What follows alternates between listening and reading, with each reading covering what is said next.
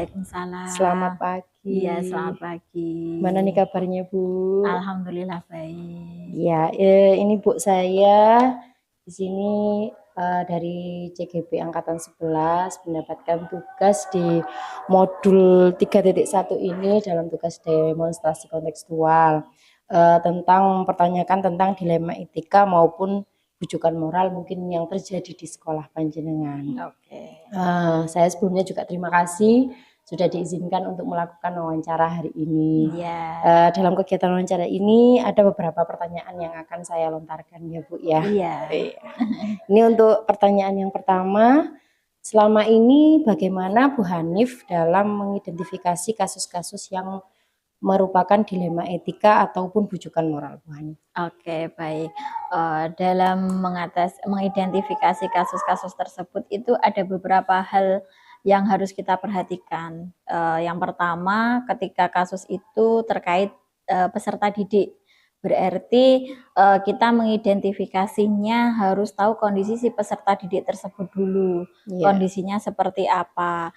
Apakah nanti ketika dengan bujukan yang seperti kita lakukan kepada peserta didik kita itu apakah sudah mampu atau enggak, ataukah kita butuh menggandeng guru lain atau butuh dengan pihak lain. Itu kalau terkait peserta didik. Tapi kalau terkait untuk guru itu malah lebih ini ya, stepnya agak banyak. Karena terkait dilema itu kita terkait mengambil keputusan. Apakah keputusan yang akan kita ambil ini sudah tepat atau belum? Dan otomatis selain kita menggandeng rekan kerja kita juga menggandeng pengawas ataupun yayasan, karena dalam dilema etika itu kita tidak bisa serta-merta hari ini ngambil kebijakan ataupun keputusan sebagai kepala sekolah. Jadi seolah-olah kita tidak bijak malah kalau ngambil keputusan dengan ide kita sendiri, dengan pemikiran sendiri, bahwasanya tidak memikirkan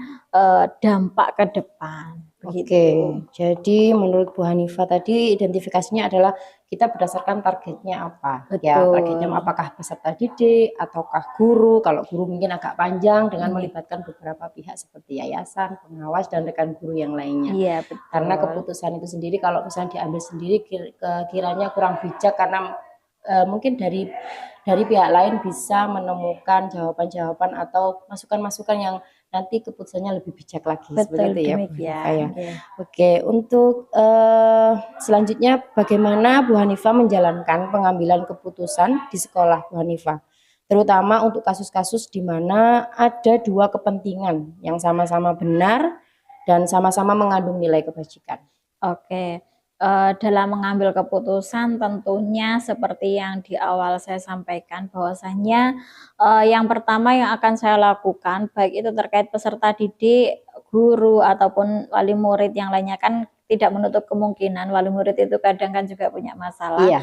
Nah, terkait hal demikian biasanya yang saya lakukan pertama adalah terjun langsung seperti apa bentuk permasalahan tersebut. Kemudian setelah mengetahui titik permasalahan, saya melakukan musyawarah kepada mungkin rekan guru, baik itu kalau memang yang terlibat berarti tidak saya ajak musyawarah terlebih dahulu, dalam artian otomatis kebijakan yang akan saya ambil takutnya nanti malah nggak fair gitu. Jadi guru-guru yang lainnya bagaimana masukannya, seperti apa langkah yang harus diambil, demikian. Jadi langkah yang harus diambil ketika hal demikian itu hal yang pertama yang paling bagus menurut saya adalah musyawarah.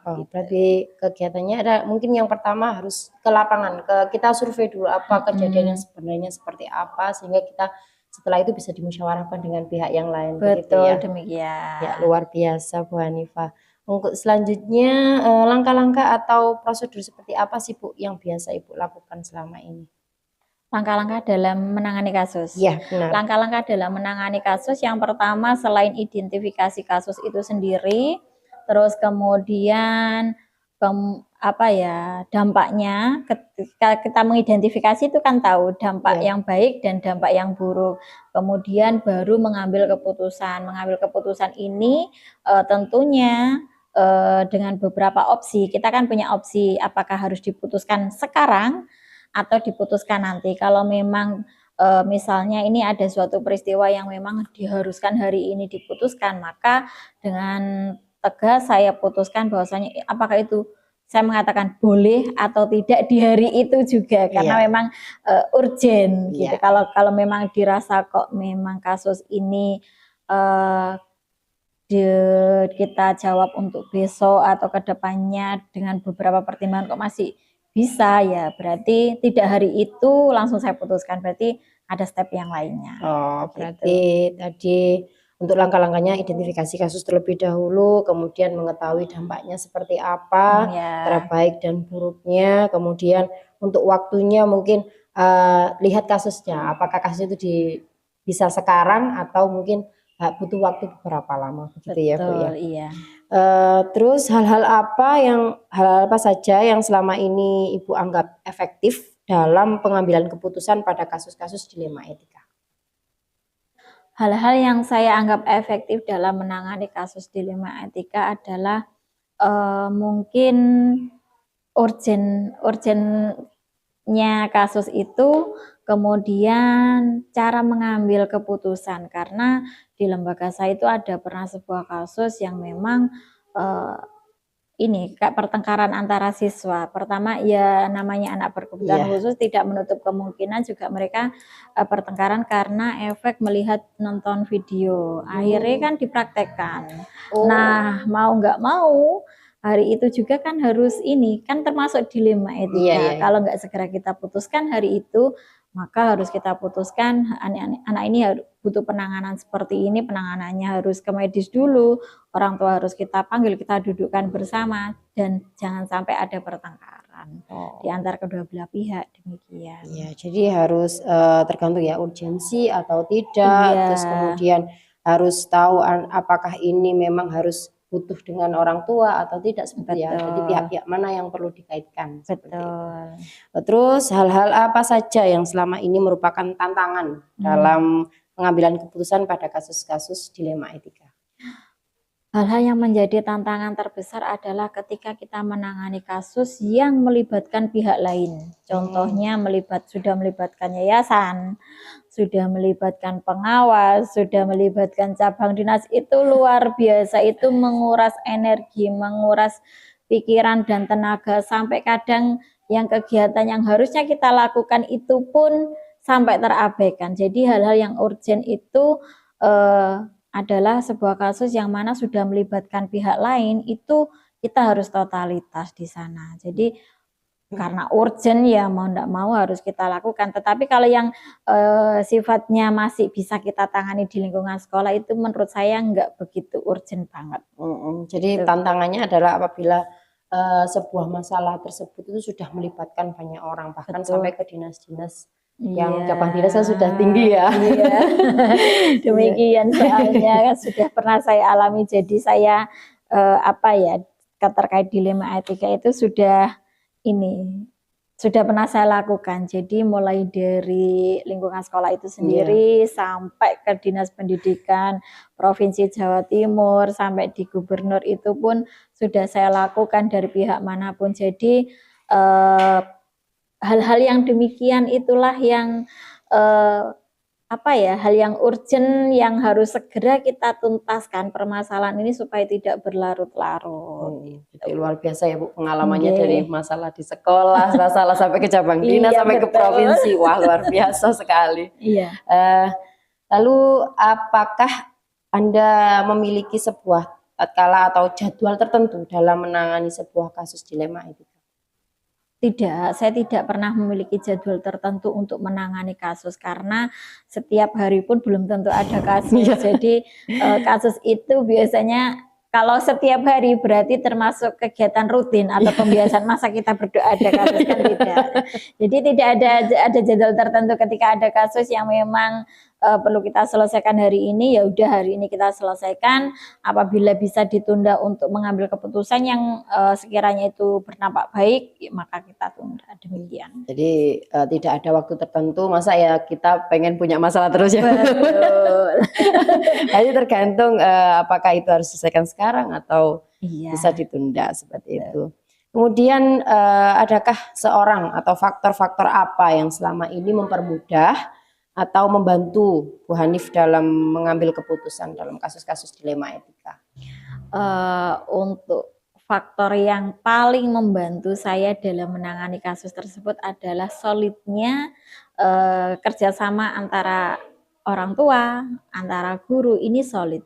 Alhamdulillah di sini itu kan solid dari segi kalau orang tua kita paguyubannya itu solid, kita ngomong si ama minta tolong ke ketua paguyuban itu udah langsung seret informasi langsung tersampaikan, kita nggak harus ngomongi satu-satu, enggak, langsung seret satu garis komando itu udah otomatis langsung. Jadi kita misalnya ke guru itu pun juga demikian, saya butuh dengan ini, berarti sudah ada job desk yang memang saya berikan, misalnya terkait kegiatan sosial atau MOU ya, berarti humas langsung otomatis saya hubungi humas ini akan menggandeng siapa, itu udah otomatis karena ada job desk-nya tersendiri, karena udah kayak tim gitu loh. Jadi yang mempermudah dalam mengambil keputusan adalah karena solidnya sebuah hubungan yang harmonis ya di sini, baik dari pihak sekolah maupun dari orang tua, guru-gurunya, dan termasuk untuk yayasan juga. Betul ya, sangat harmonis, ya, bagus sangat luar biasa.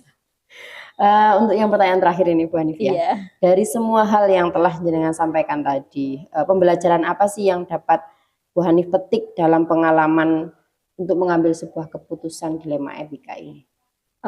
Hal yang sangat menarik sekali ketika kita ngambil keputusan dilema etika itu, yang perlu kita ketahui adalah yang pertama terkait kasus itu sendiri. Terus kemudian terkait untuk ngambil kebijakan itu kita juga harus ketika sudah melihat kasus berarti apakah kasus ini berdampak baik atau tidak baik, atau berdampak baik yang hari ini atau berdampak baik yang besok, itu kita harus perhatikan. Kemudian pihak mana yang harus kita gandeng atau kita ajak kerjasama dalam menangani sebuah kasus dilema etika tersebut, sehingga dalam mengambil kebijakan seolah-olah sebagai pimpinan, sebagai kepala sekolah itu tidak memiliki kebijakan yang otoriter, jadi yang humble demikian. Jadi dari semua pengambilan keputusan yang pengalaman Bu Hanif yang sudah dilaksanakan itu berarti membutuhkan pihak-pihak, kita harus memperhatikan pihak mana yang sedang terkait dengan kita, seperti itu ya. Wah, betul, luar biasa Bu Hanif. Dari kegiatan wawancara hari ini saya menemukan banyak hal yang bisa saya petik. Saya kan juga kepala sekolah, jadi mungkin pengalamannya lebih banyak Bu Hanifah ya. Jadi saya bisa mengambil pelajaran dari kegiatan wawancara ini. Terus sekali lagi terima kasih sudah meluangkan waktunya dalam kegiatan wawancara ini. Semoga saya juga bisa menerapkan apa yang Bu Hanifah terapkan di sekolah, membuat harmonis. Saling yang penting itu kita saling mengisi, terus kemudian nggak ada namanya manusia sempurna. Jadi jenengan bisanya ini, kita kolaborasikan, pasti lebih bagus. Iya. Terima kasih Bu Hanifah ya atas waktunya. Saya akhiri. Assalamualaikum. Waalaikumsalam. Assalamualaikum Bu Mami. Waalaikumsalam Sika. Ya, terima kasih ya Bu Mami sudah meluangkan waktunya untuk kegiatan wawancara pimpinan di lembaga Bu Mami ini. Untuk tugas saya pada CGP di modul 3.1 yaitu tentang demonstrasi kontekstual, bagaimana pemimpin bisa menerapkan nilai-nilai kebajikan dalam memutuskan sebuah keputusan di sekolah. Mungkin nanti Bu Mami bisa menceritakan pengalaman Bu Mami saat membuat keputusan di lembaga panjenengan. Nanti saya juga akan mengajukan beberapa pertanyaan ini. Pertanyaan yang pertama, selama ini bagaimana Bu Mami dapat mengidentifikasi kasus-kasus yang merupakan dilema etika atau rujukan moral, Bu Mami? Ya, terima kasih Siska. Yang terlebih dahulu saya mengidentifikasi kasus dilema etika tersebut, melihat, memilih setiap kasus atau kejadian, memperhatikan apakah kedua-duanya ini memiliki dampak positif. Jadi harus diidentifikasi terlebih dahulu seperti itu ya Bu ya. Kemudian bagaimana Mami, terutama untuk kasus-kasus di mana ada dua kepentingan yang sama-sama benar atau sama-sama mengandung nilai kebajikan. Ya. Langkah yang saya ambil adalah dengan mengumpulkan fakta-fakta ya, yang berhubungan dengan permasalahan tersebut. Ya. Dimulai dari kita mencari penyebabnya, kemudian latar belakang keluarganya seperti apa, kemudian permasalahan yang dihadapi seperti apa. Oke, jadi dalam mengatasinya harus mengumpulkan beberapa fakta, kemudian penyebabnya seperti apa dalam lapangan, kemudian fakta-fakta yang harus dipertimbangkan untuk mengambil keputusan tersebut. Ya. Oke, Harus kita bisa membuat keputusan. Iya. Langkah-langkah atau prosedur seperti apa yang biasa dilakukan selama ini? Langkah-langkah yang saya lakukan kembali tadi seperti yang pertanyaan kedua, dimulai kita mengidentifikasi masalah. Masalahnya apa? Terus kalau kita sudah tahu permasalahannya, kita mengumpulkan fakta-fakta, seperti apa. Kemudian kita melakukan musyawarah kepada guru-guru, komite sekolah, bahkan kita bisa melibatkan yayasan juga. Jadi dalam langkah-langkah yang diambil yaitu seperti jawaban yang kedua tadi harus melihat fakta-faktanya, kemudian setelah kita tahu fakta-faktanya, dengan memusyawarahkan dengan pihak-pihak terkait seperti itu. Oke, hal-hal apa saja yang selama ini Bu Mami anggap efektif dalam pengambilan keputusan pada kasus-kasus dilema etika? Yang efektif ya tadi kita mengidentifikasi masalah terlebih dahulu, kita mencari fakta-fakta, terus kita mengadakan musyawarah kepada pihak-pihak yang bersangkutan. Oke, berarti hal-hal yang efektif adalah bisa diidentifikasi di dalam fakta-faktanya seperti apa, kemudian menentukan kesepakatannya seperti apa dengan pihak-pihak terkait.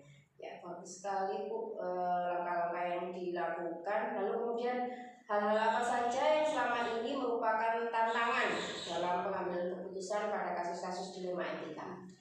Tantangannya itu biasanya paling semurni itu latar belakang keluarga yang bersangkutan. Biasanya kan itu budaya, bisa apalagi kalau orang Jawa yang masih di desa itu kan lebih mengutamakan kayak perasaan. Jadi kadang itu soal latar belakangnya kan lingkungannya seperti apa, adatnya seperti apa, harus lebih memperhatikan perasaan daripada harus nilai-nilai kebajikan yang harus diterapkan begitu. Selanjutnya, apakah Anda memiliki sebuah tata cara atau jadwal tertentu dalam menyelesaikan kasus dilema etika? Apakah ada waktunya tertentu? Tidak ada. Kalau jadwal tidak ada. Jadwal kita itu mengambilnya kalau ada permasalahan, berarti kita harus menyelesaikan kalau bisa secepat mungkin hari itu juga. Kalau hari itu juga sih nggak mungkin juga.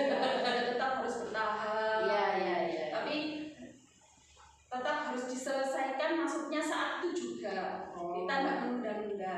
Oke, berarti tidak ada waktu tertentu, tapi bila ada masalah, jadi langsung diselesaikan ketika itu juga. Kalau bisa diselesaikan sehari ya sehari, kalau misalnya berapa kali pokoknya tidak berlarut-larut seperti itu ya. Oke, adakah seseorang atau faktor-faktor apa yang selama ini mempermudah atau membantu Bu Mami dalam mengambil keputusan untuk kasus-kasus dilema etika ini? Nah, itu jelas ada, yang jelas itu dewan guru, kan kita butuh teman untuk musyawarah. Dewan guru, komite sekolah, yang jelas yayasan, orang tua yang bersangkutan biasanya. Jadi pihak-pihak yang bisa membantu seperti guru, komite sekolah, serta yayasan mungkin bisa memberikan beberapa pandangan atau pertimbangan seperti itu. Nah, ini pertanyaan terakhir ini ya Bu Mami ya. Dari semua hal yang telah disampaikan tadi, pembelajaran apa yang dapat Anda petik dari pengalaman Anda ketika mengambil keputusan dalam dilema etika ini? yang pengalaman yang dapat saya ambil itu paling utama itu pentingnya musyawarah. Musyawarah merupakan hal yang paling utama dalam mencapai atau mencari keputusan yang terbaik.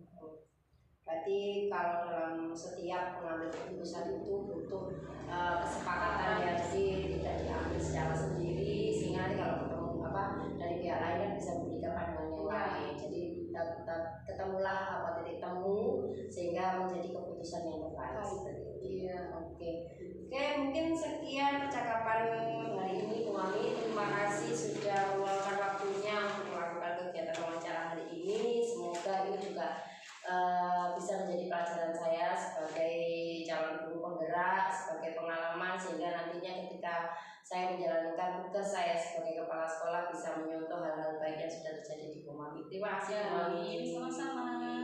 Semoga lancar. Terima kasih. Assalamualaikum.